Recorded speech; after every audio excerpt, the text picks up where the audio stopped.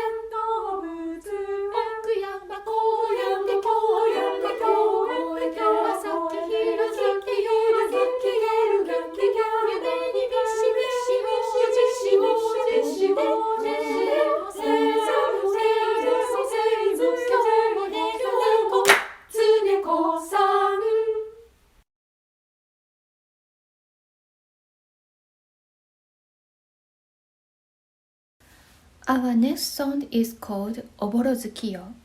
The title is a word to evoke the many feelings experienced when seeing the moon veiled in light mist on a spring night. The sun sets upon a field of yellow flowers.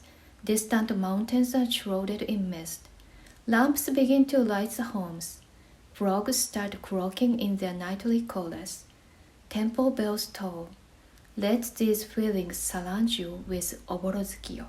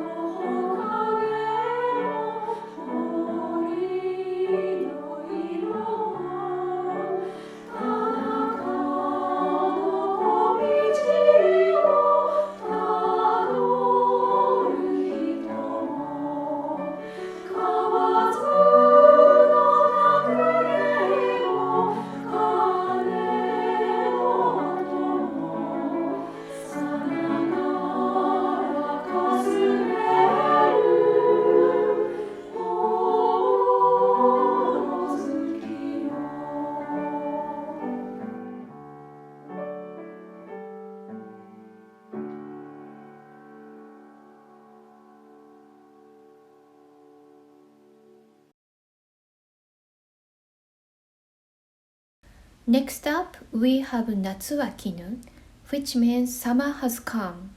Originally written in the 19th century, the lyrics describe scenes not commonly seen in modern Japan. So, students, don't worry if you can't catch the meaning immediately. The scent of the unohana flower, the bird song of the hototogisu, the sight of young women planting rice with their kimonos getting splashed in the paddy mud. These scenes that evoke feelings of summer are sprinkled throughout the song. Please enjoy this different take on the season.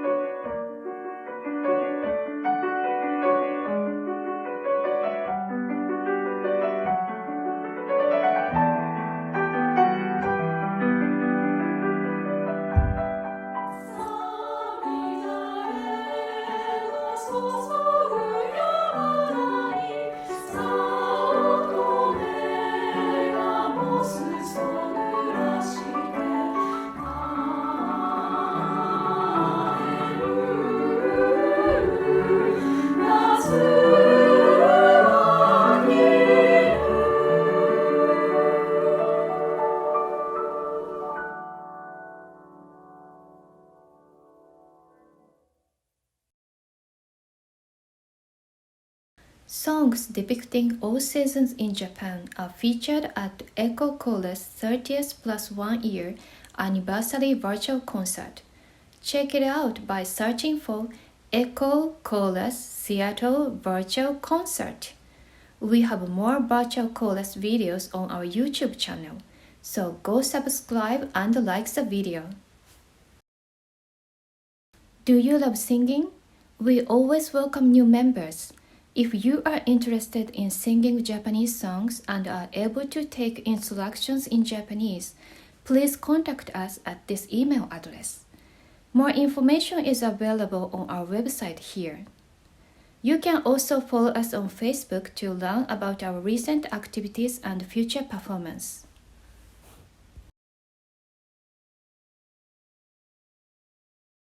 The next song is 365日の紙飛行機. It was a theme song of a daily morning drama in Japan. It's originally sung by AKB48. The lyrics say, "Even if today doesn't go well, tomorrow will surely be better."